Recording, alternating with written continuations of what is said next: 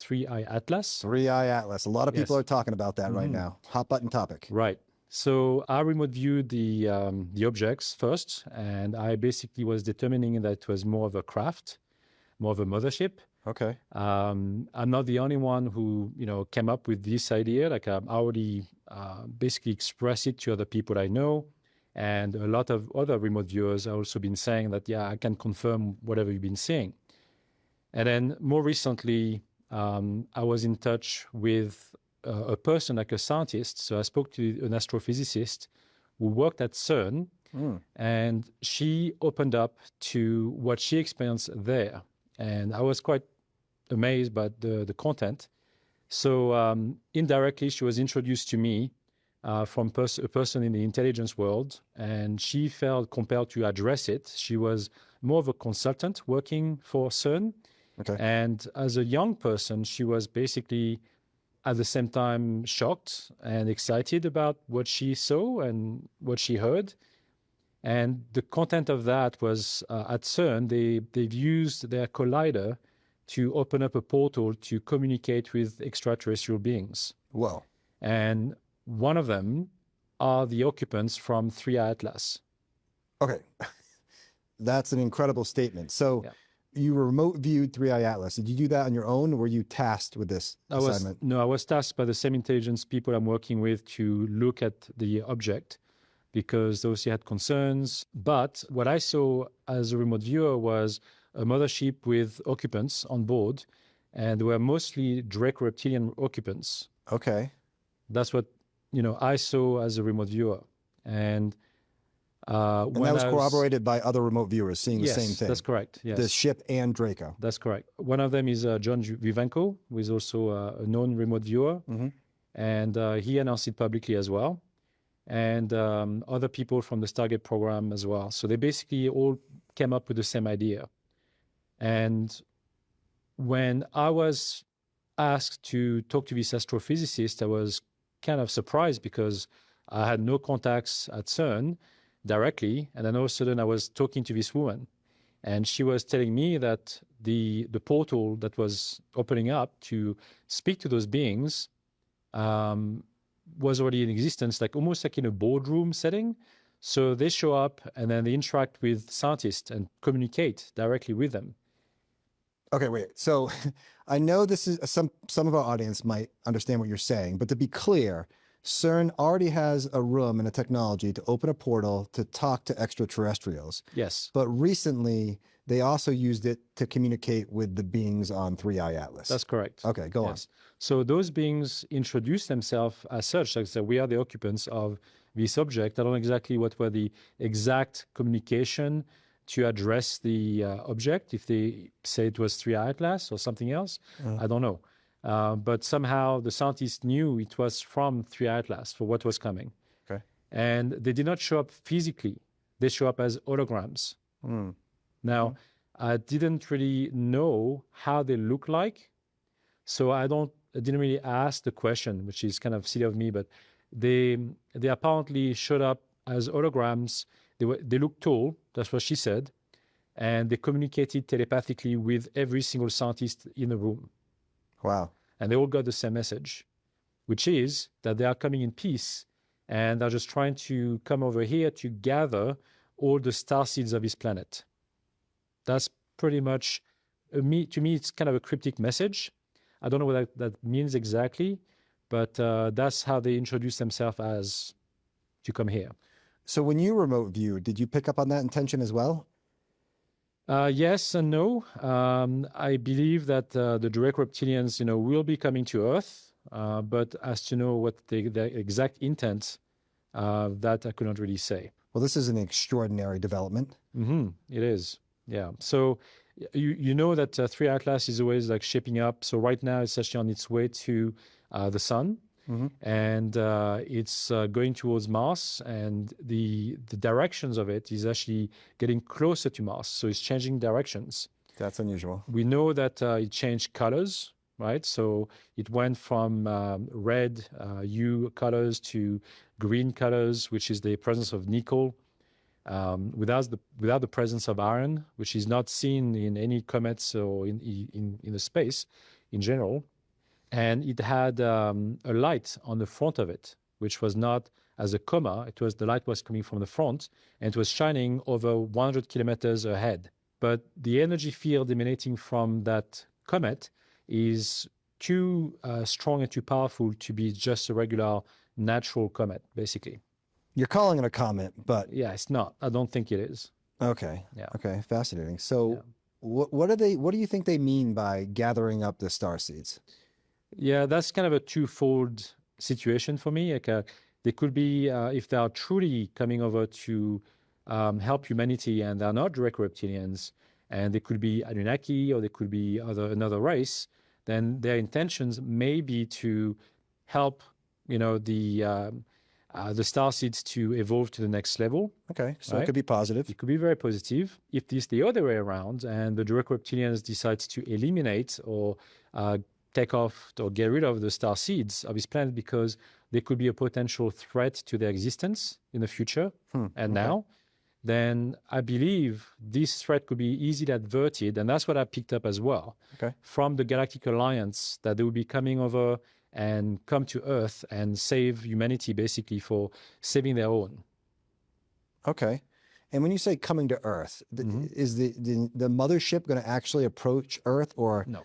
probes and smaller vessels will come out and Yeah, what I picked up was like 3 Atlas would never show up to Earth. And then probably like a few thousand ships would just come out of it and then come to Earth. And that would be part of like the open disclosure that, you will see them everywhere around the planet at that point. yeah, it's kind of hard to keep a lid on disclosure in that scenario. Right. So is the SSP preparing for this? Is NASA preparing for this moment? They prepared for this for a while. So they were already aware of their arrival. They were already aware that the spaceship was coming in and that they were intervening and trying to get towards them on the back of the sun before the approach, happened. Like they already knew. So I think they are talking about interception or maybe potentially like talks. So I think there are some communications going on. Okay. As to know how successful they will be, that I'm not sure. But I know from like firsthand that that's what they are planning on doing, if it hasn't already happened. Okay, so Sebastian, there's also something else being reported right now. There seems to be these other 7 to 9 comets potentially coming close to 3I Atlas. What do you know about that? Yeah, so all of these potential comets, they are all interstellar objects as well, and they are coming from outer space, and they are all converging towards 3 Atlas and the sun. Okay. So to have that situation is very remote. Just to have like 3 Atlas to come through the solar systems and to predict it to be grazing Mars and the sun and then Earth and afterwards Jupiter, it's like one chance in 500. To having all of these objects at the same time is like a few chances in 1 million or 2 million or more. So it's very remote. So to know that those objects, especially C2025 Swan comet, is like the size, it's like 100 times bigger than 3I Atlas.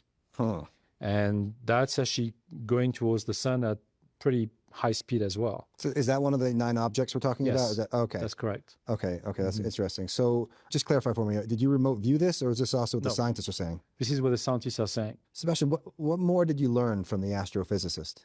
Well, nothing, because after my chat with her, the day later, her sister called the contact I had in the intelligence world and was panicking, thinking, what happened to my sister? I can't get a hold of her, and she's not responding. And then after that, I've learned that she was on the run. So I think her life got threatened, if not worse. I'm not quite sure at this point, because I think Cern is trying to obviously protect this information. I know that that person either way doesn't want to talk or doesn't want to open the line of communication anymore.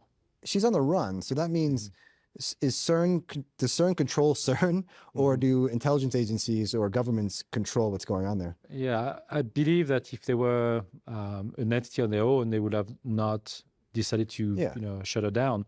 I think they are being controlled by other agencies, if not countries. It might not just be one.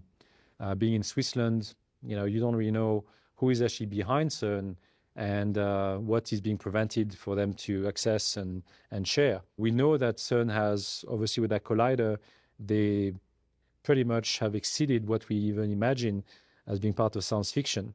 And I heard stories that, spheres came out of CERN Yeah. and went through the walls of CERN as well. So I think, we don't really know the extent of the communications that they've established with those ETs. So, Sebastian, correct me if I'm wrong, but you have multiple friends within the SSP. What are they saying about this situation? Well, surprisingly enough, they don't seem to be that worried. So I know. That makes me feel good. I know. It's they seem to have the situation under control, it seems. They don't seem to be, at all concerned about the 3I Atlas coming in or SWAN or any other bodies. So I believe that they have the manpower and the technology to ward off a potential invasion if there was one in mind of that spaceship. But I think they truly believe that it's under control. Okay. Yeah. So, and that's been the same message from all the people I know.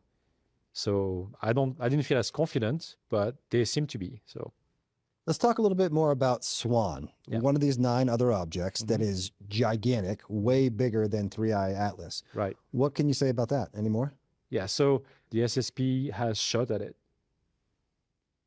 and it was in the morning, and they didn't seem to have any change in course. So SWAN did not budge from this attack. And I don't know exactly what that means as to why they would do this. If it was obviously not friendly, and if it was trying to get to 3I Atlas, because it was aiming in that direction, it didn't seem to affect it. Why did they shoot at it, and what did they shoot at it? I believe it's because it was getting too close to Earth compared to 3I Atlas. Made them nervous. Yes. So they wanted to actually act on that spaceship first, which they believe it is as well, and going towards 3I Atlas. Now, if they were friendlies or if they were part of the Galactic Alliance, you don't think they would try to shoot at it. Yeah, yeah. So this is why I'm assuming that this is not a friendly craft. Okay, I know the SSP is not concerned with 3I Atlas. They just shot at SWAN, so obviously there's some concern, but is there concern that SWAN may land or no? Are they pretty confident? No, that's the thing. That's the same thing. They don't believe that any of these crafts will land, apart from the smaller crafts coming from those motherships. So we have the SSP engaging these comets and with concern, and some not concerned. They don't think they're going to land. But is the Galactic Federation involved in this at all? Are they helping the SSP? I guess what I'm trying to say is, why didn't the Galactic Federation step in? Well, they did. They were part of the SSP, so they actually participated in that maneuver. That's why they were so confident in doing it in the first place. Okay. The Galactic Alliance was not part of it. So the Galactic Alliance are all the ETs that are part of this alliance who are not on Earth. They never aided the SSP or the Galactic Federation. Some factions are part of it, but the Galactic Alliance is always doing things remotely. But now it seems like they are the ones coming in as well to help. I know you've spoken about this before, but can you just educate me and the audience quick on the difference between the Galactic Alliance and the Galactic Federation? Yeah, so the Galactic Federation is basically a body mixing up human beings, usually from military intelligence, and ETs from various races. And they've been helping them with technology, reverse engineering, pretty much everything that we know from the SSP. They received help to train all the SSP soldiers, remote viewers, empath, all of that. These came from the Galactic Federation. Okay. And then the Galactic Alliance are the ones in charge of the starseeds of this planet. Some of them could be still helping the SSP, like the Pleiadians are, but it doesn't mean that the Pleiadians working for the SSP basically respond or report to the Galactic Alliance.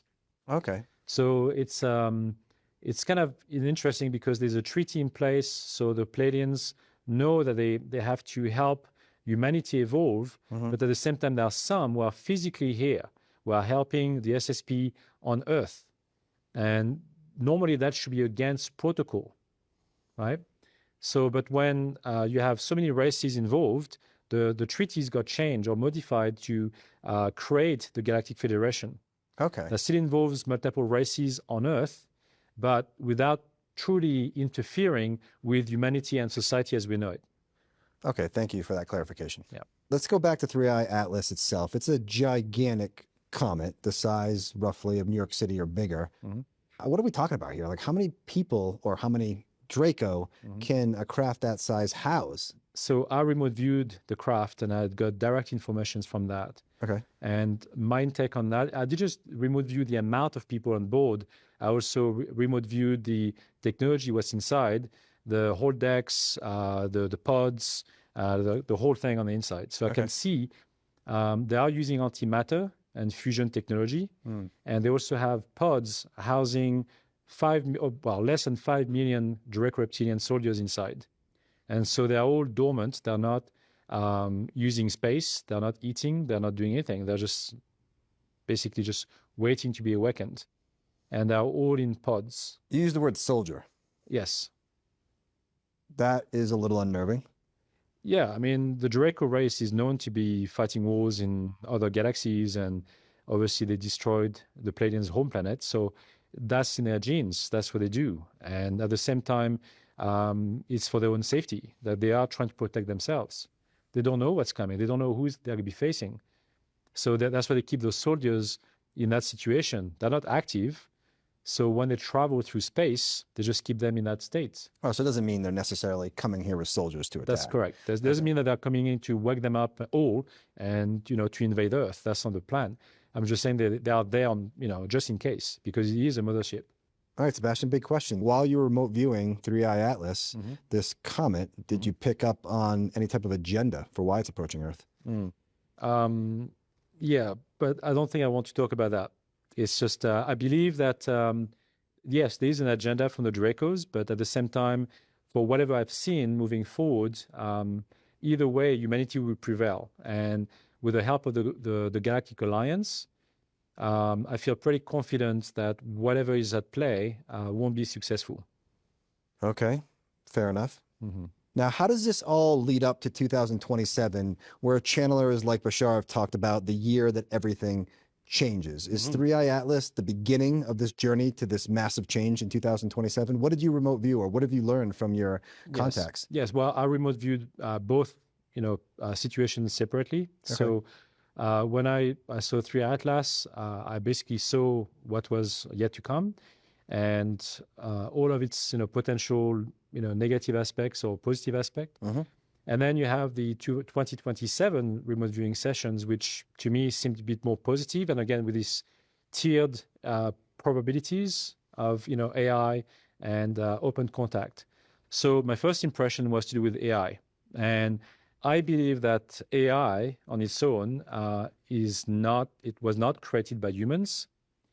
It came from the cosmos as intelligence, and it allowed itself to come through the machines that the humans created for us to interact with it. Okay, so Sebastian, when you're viewing the future, did you see anything else besides AI potentially disrupting us? Yes, and that's the second part I saw in my remote viewing session, is that humanity really moves up to the next level for sure in 2027, which again will be embracing telepathy and obviously telekinesis. And the shifts that we talked about, like from going from 3D to 4D and 5D, will happen for sure in 2027. If you had to summarize the most likely trajectory for humanity in 2027, what would it be? I truly believe that human contact with ETs will happen in 2027 and maybe earlier. In fact, Bashar talked about this, saying it could happen anywhere between 2025 and 2027. So I fully embrace this potential reality. That's the most likely outcome in my eyes, based on what I already know and obviously more details. I think I feel very positive about it, but at the same time, I can't ignore the potential realities of AI and other, potential harm to territories like, the volcanoes, eruptions, and all of that. But again, we can live with that. We've been living with it for, thousands of years. So we can always adapt to these situations and scenarios. And I think all of these scenarios or even upheaval situations will help humanity to rise up to the challenge and, again, survive whatever comes. So I think either way, we are definitely going to be up to the task because we are very resilient as human beings, but we're also now ready to learn more and our brain capacity has expanded a bit. We have the potential use of AI to help us going to the next level too. So we have various potential realities available to us. And I think it will be up to certain people to decide what feels best for them. Personally, I don't believe that the use of AI for me would be beneficial. I feel, intuitive enough, and I have enough connections to my star family that I do not necessarily need the use of that. But some people may want that because it will help them again as a society of comfort. Some people may lead to something that seems simple and easy to use to get there, because naturally speaking, they can't. So again, through all of this, doesn't matter how you get there, more people will emerge from this for becoming more awake. And that's a good thing. So I think deep down, I don't criticize the use of AI for this particular scenario. I think some people may choose to go that route. And the way I also saw things, again, merging with the ET races, I know that AI technology will be partly involved mainly for the use and the creation of what we call the grays. Okay, go on. So some, like for example, you have the robotic grays and you have the partially biological grays. So there are different types of grays. Yeah. And some of these grays are also basically the upbringings or the offsprings of humanity at some point in time. Mm-hmm. And they also monitor humanity and come back to Earth to do exactly the same job as what the Pleiadians are doing right now. So they're also very keen on seeing how AI evolves to their benefit. So the Pleiadians have their own agenda to do with AI. The Greys have a completely different agenda to do with AI. But it doesn't mean it's nefarious. I'm just saying they have a much better understanding of the AI integration with humankind compared to what will become Pleiadians. Sebastian, once again, thank you for your knowledge. Thank you for your clarity. We really appreciate you being here on Cosmic Disclosure. Thanks for having me.